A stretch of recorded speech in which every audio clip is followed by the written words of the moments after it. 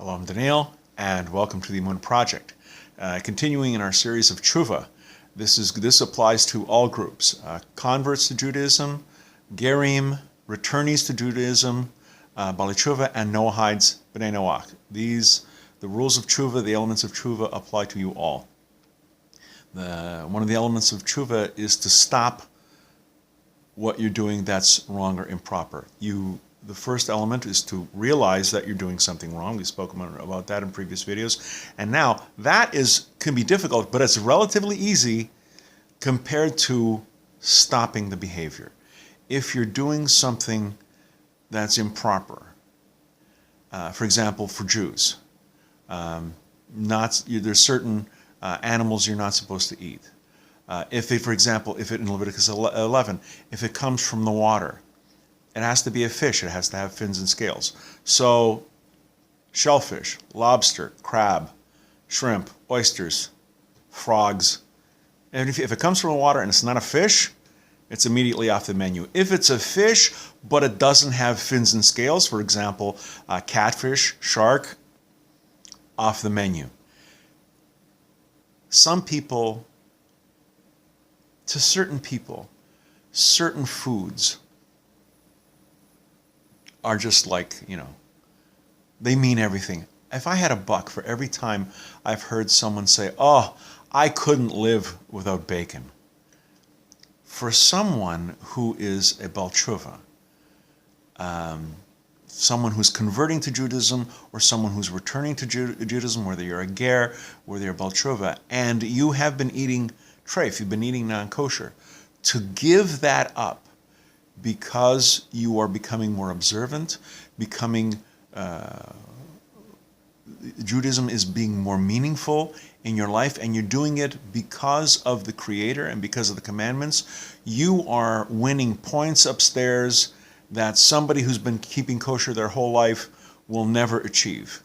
A lot of people who've been keeping kosher their entire lives, they wouldn't dream of eating lobster. To them, it's just some sort of marine cockroach. It would never cross their minds. But if you love lobster and if you're giving it up because of God, that is major, major points. You are standing in a place that a seemingly pious person can't stand because you're doing it for the sake of God, l'shem shamayim, to glorify the name of heaven.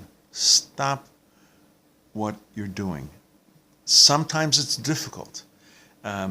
If you're having an illicit relationship, if you're chas v'shalom, God forbid, having an affair, that person could be wonderfully attractive. I'm sure it's a very nice person. But if you are not supposed to be in a relationship with that person, let's say you're married, God forbid, you're having a relationship with someone else, you have to stop. No matter how tempting it is, no matter how wonderful of a time you're having with that person, that relationship is forbidden to you. You have to stop. If you acknowledge that it's bad, oh, there's a commandment against adultery, but I'm going to go ahead and have a relationship with this person anyway, doesn't score you a lot of points. The point of acknowledging that something's wrong is to give you the impetus, to spur you on to stopping it. Tshuvah is a process. You're not going to get very far in the process if you acknowledge that something's wrong, but you keep on doing it. It may take a couple of times. A lot of these things are very difficult. It's very difficult to give up. But you have to do it. It's part of the process. It is an important element. It's difficult.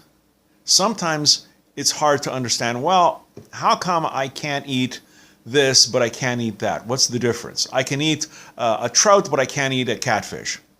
That may be hard intellectually, but it's nothing compared to stopping doing something that you want to do, and that Yetzer Hara is really going after you. And it's really encouraged you to, and it will try and belittle what you're trying to do. It'll try and talk you into somehow that this is a good thing, not a bad thing.